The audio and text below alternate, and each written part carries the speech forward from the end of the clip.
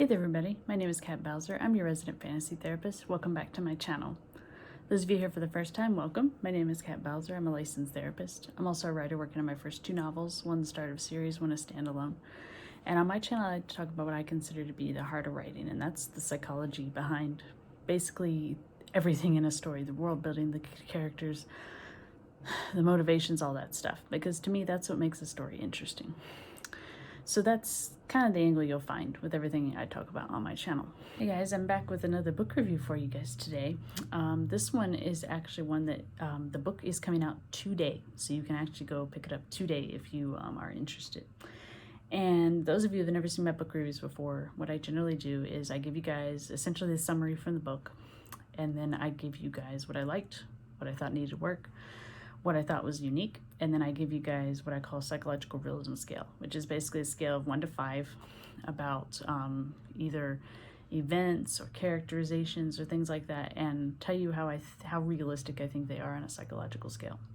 5 I reserve strictly for true stories or stories inspired by true stories, so most of the time you're only going to get as high as a 4 for me. So that being said, what are we talking about? Today I wanted to talk about Marion Blackwood's latest book in her OnComing Storm series, which is book 6, which is A Storm of Blood and Swords. And this is actually the 6th book, and the next book is actually the last book in the series. So we're kind of building up to a big climax, which is very interesting. So that being said, as always, these are all non-spoiler reviews. I'm not going to give you guys any major information that you can't find out from the back of the book, but maybe enough to get you interested in maybe checking it out. So we're going to start, as always, with essentially the back of the book cover. So, A Storm of Blood and Swords. What is more important to you? Wealth, peace, freedom? With her powers finally under control, the oncoming storm returns to Pernola. But not everything is as she left it. There is a new king of the underworld, and he is out for blood and submission. The oncoming storm has no intention of bending the knee to anyone, but she is still reluctant to enter yet another power struggle. However, not getting involved turns out to be impossible when her enemy can turn every single underworlder against her. Staying on the sidelines has always been the way she survives. But now the oncoming storm may have to step out of the shadows and become something else, a leader. In this fight, the oncoming storm will have to draw on everything she has, skills, wits, friends, and old contacts, and maybe a wicked knife or two. She's determined to win this battle by herself, but her enemy has the underworld in an iron grip, and breaking it on her own sounds more like a desperate dream. Maybe it's time to accept that sometimes even an arrogant, selfish thief must bow to someone. So, what do I like about this one? As always, the characters are the best part of the story. They're the best part of the series, and that continues to be true. We see old characters that were hinted at before. We see old characters that we've been seeing in every book, but they're gradually built upon. And I think that's really a big strength here, is you get to see these personalities evolve. You get to see them change and grow, but in a way that makes sense. So it isn't like, one book they're an introvert, the next book they're out there giving speeches to the world. It doesn't work like that. Instead, it's very gradual. It's very natural. So I always love to see these characters again. Piggybacking on that is the relationships. The relationships between the characters. She always throws them into a new kind of scenario, so the relationships have to shift a little bit. So it never goes so much as, okay, we used to be friends, now we're enemies. It's never that black and white. It's always more, okay, we used to be allies, but now I have to deal with money and things like that, and now our relationship has to shift a little bit.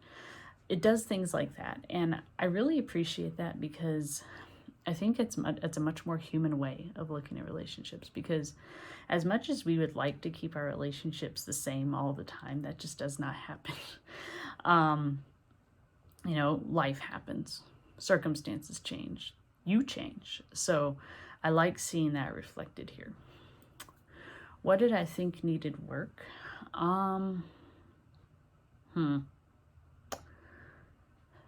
You know, I really would have liked to know a little bit more about the villain. She gives a lot about the villain, and I do appreciate that. So I think it's maybe more of a nitpick that I really liked the villain, so I kind of wanted to see more of him. And I don't think that's necessarily a bad thing, because the way the books are written, they're written in first person. So there's only so much you can tell about the villain in first person because your character doesn't know everything about the villain, and that's kind of the fun of it. So I think this is more of a case of just I really liked what I saw, and I just wish I could have seen a little more of it.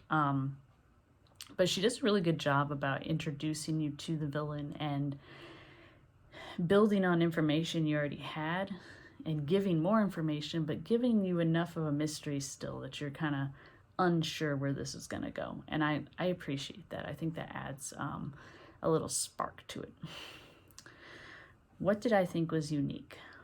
I'm going to talk about this more in my psychological realism scale, but let me just say, having a character have to change their role in society is such a fun angle to play with. Like the back of the book said, Storm has to decide, is she gonna stay who she is, or is she gonna have to step up and try to be a leader? And that's not something that she's used to doing. And anytime a character is in a scenario where they're having to do something they're not used to and they're not comfortable with, for me, that always adds just that little bit of flavor I love to see, because seeing characters struggle is how they grow. And so if you have a character who's really struggling throughout the book, you're going to see them grow a lot. And it's fun to see. It's something that I think is a real strength to her books. And the other strength is, as always, there's always a twist in her books. And they're always done so damn well. And I don't know how she does it. Because the thing with twists is you have to be able to look back and say, okay, yeah, this makes sense. But it has to be written in a way that you don't see it coming. And she always manages to do that. And I'm still not entirely sure how she does it. But this book, same as all the other books in this series, has a twist and it's done well. So, psychological realism scale. What would I give this book? I got to give it a 4 for psychological realism. And the reason being, I really think she tackles the difficulty of someone having to change not necessarily who they are, but where they fit in the world that they've created for themselves, because that's hard to do. Anytime you have someone who is having to change a role, like for this instance, Storm is very independent. She's used to just worrying about herself and worrying about the choice few people that she cares about. So when you introduce the twist and the conflict of, in order for her to keep being able to live how she lives, she has to become a leader who is in charge of lots of people, that throws a wrench in the works that she doesn't necessarily like, and she's having to kind of figure out if she can do this, and if so, how is she going to do this?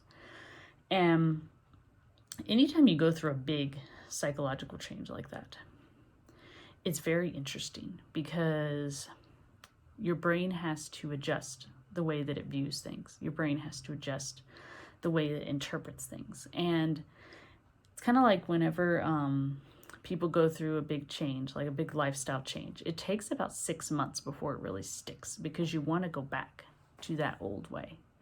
You want to go back to the way that you know, even if it wasn't necessarily the best way, because that's what you know, and that's what's familiar. So anytime that she shows characters dealing with a new situation, but this is one where the character doesn't necessarily have to change themselves, but they have to change their role, which is part of themselves.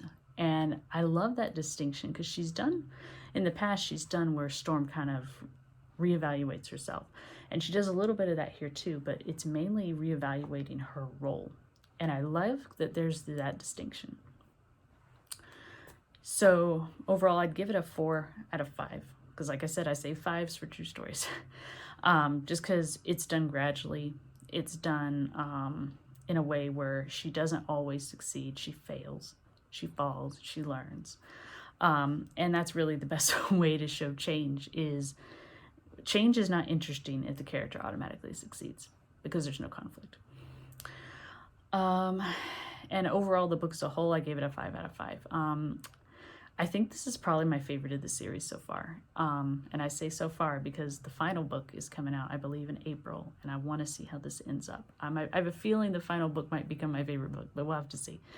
But as of right now, this is my favorite, just because of the things it tackles, the relationships it tackles, the characterizations it tackles, and I just love how it's done. So if you guys haven't checked out the series yet, you need to. I have the reviews for all other books in this series on my channel, so you guys can check them out if you are so inclined. And like I said, I highly recommend you go check this one out, especially if you're a fan of gray characters, because Storm is many different shades of gray. So thank you guys for chiming in for my video. I hope you guys found it interesting and maybe found something that tweaks your interest a little bit. As always, if you have suggestions or any topics you want me to tackle, let me know below. I'll be glad to get them as soon as I can. I try to upload twice a week, once at the beginning of the week, once at the end of the week. If you guys don't want to miss when I upload, make sure you're subscribed and ring that bell so you get notified anytime a new video goes up. And until next time, I hope you guys stay safe. Have a good one.